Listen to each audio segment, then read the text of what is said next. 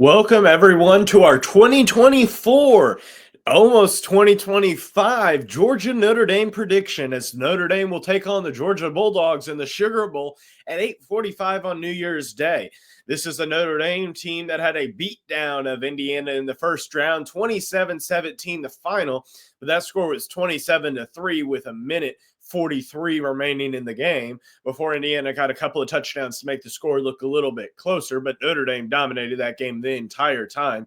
Georgia, on the other hand, coming off a big win in the SEC championship against Georgia in overtime, with the pride of Gunnar Stockton now coming in as the starting quarterback, with Carson Beck injured with a UCL tear. He'll head off to the NFL, and Gunnar Stockton now has the reins of these Georgia Bulldogs. Make sure you hit that subscribe button down below. Help the channel grow. Like the video if you enjoy it. Comment your thoughts and opinions down below. And don't forget to join the live stream for this game of Notre Dame and Georgia, where we will talk about live in-game analysis of how this Notre Dame and Georgia team battle it out for semifinals appearance in the Orange Bowl. And then we'll see what happens, see who makes the national champion. Because to be honest, in this game, I have the winner of this game making the national championship no matter what. Both the pre-hypothetical lines, whether Boise State or Penn State wins, both Notre Dame and Georgia are at an advantage with both of those teams, no matter who it is. I think that Notre Dame and Georgia are better than both of them. So I think that this really is deciding who is going to get a spot in the national championship. On the other side of the bracket, you have matchups like Oregon and Ohio State, Texas and Arizona State.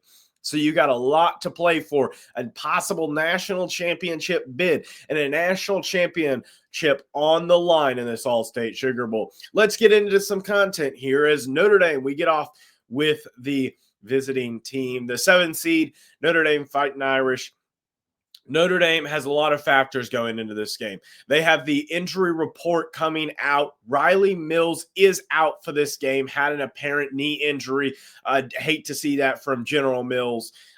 Getting injured there. Do have Howard Cross back, so it is going to be interesting to see how this defensive line holds up against the Georgia offensive line, a dominant unit, but not as dominant as been in years past. That is kind of the interesting key to this thing, is that it hasn't been as dominant. So what does that really mean? So when we're looking at this game, we see a Notre Dame defensive line that's going to be a lot thinner. Guys like Gabe Rubio and even Donovan Hinish, the younger brother of Kirk Heinrich, now the defensive tackle for the Houston Texans. You're going to have a lot step up there on the defensive line. On the back end, Notre Dame has another injury. This one has been for a little while, but Benjamin Morrison had the injury against Stanford. And now you've had Christian Gray and Leonard Moore, the phenom freshman, and Leonard Moore, your two starting quarterbacks, along with a couple of grad transfers from Arizona State and from Northwestern, making a lot of playing time as well. Al Golden likes to blitz, and don't get me wrong, I enjoy that, but you're going to see a lot of blitzing here of Gunnar Stockton here in the first couple of quarters to see how he comes out with that. Both of these teams looking to run the ball a lot. Notre Dame on the running side, I think, actually has the advantage. I think Notre Dame's running situation is way better.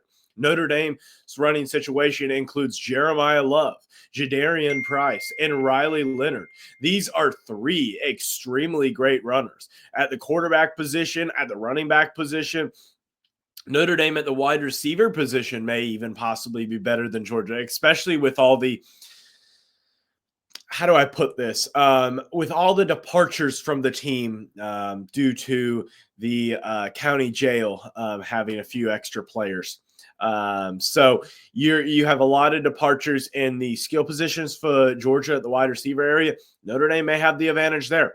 Then when we look at the Georgia Bulldogs team, Georgia defensively is pretty darn good, but they've also had some pretty interesting matchups. Don't get me wrong. This is a Kirby Smart team that has a month to prepare kind of, and about 2 weeks to prepare specifically for Notre Dame. It's a Kirby Smart team. They're good. They're really darn good. It may be the best coach in this entire playoff. And to be honest, if it's my opinion, he is the best coach in this playoff. But on the other end, coaching-wise, you have Marcus Freeman, 12-5 in top 25 matchups since becoming the Notre Dame head coach 3 years ago. has looked fantastic, has had wins over Indiana, at Texas A&M, and even a win against Clemson, who was number 4, a win against number 5 Southern Cal at the time. Those were a couple of these big wins. Did have a couple of big losses. You lost to Ohio State both times. Notre Dame is 0-3 against Georgia all time with the 81 Sugar Bowl, the only other matchup outside of a home in 2018 and 19. Both incredible games, incredibly close games too. Neither of the games were very far apart. Both games were very close. Notre Dame losing them both very closely, both at home and on the road.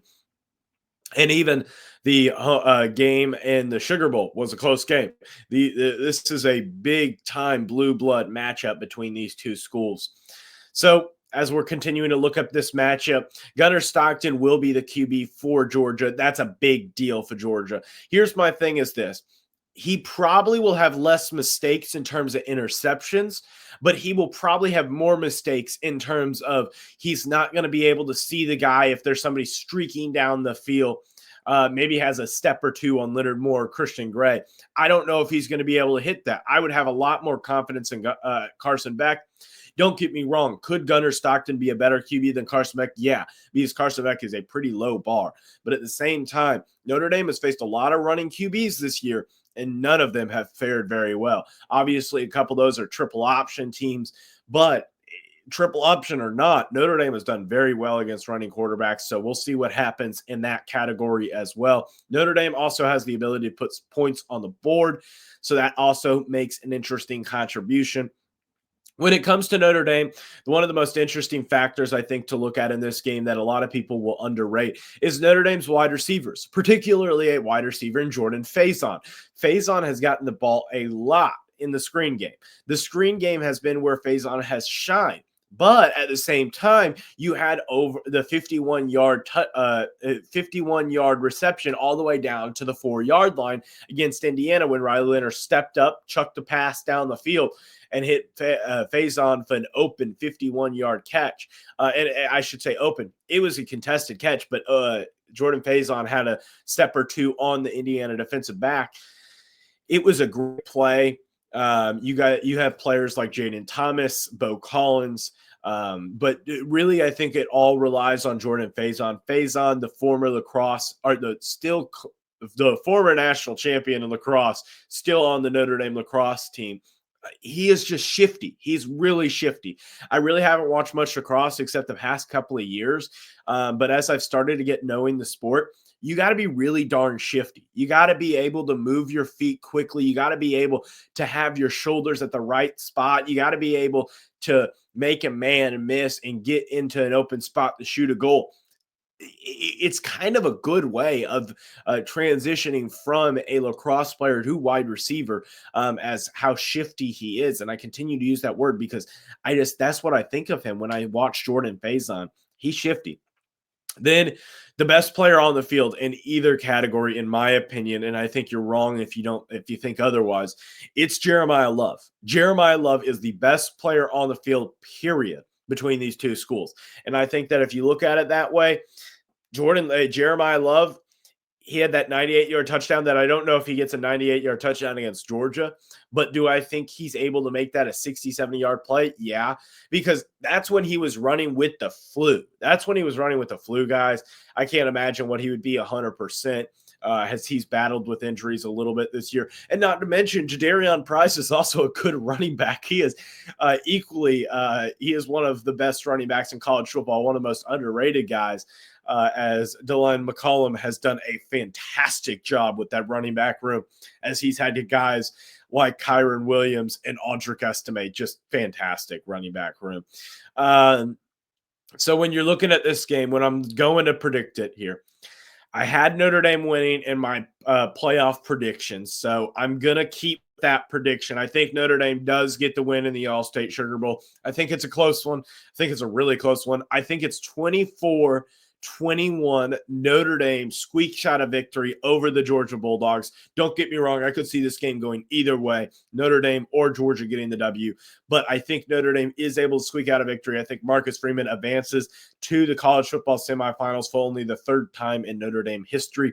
So that's going to wrap it up for today's video. Make sure that you hit the subscribe button down below, hit the 2 videos up here, and the subscribe button up here if you would prefer that option as well. Hope you guys have a great rest of your day. Bye.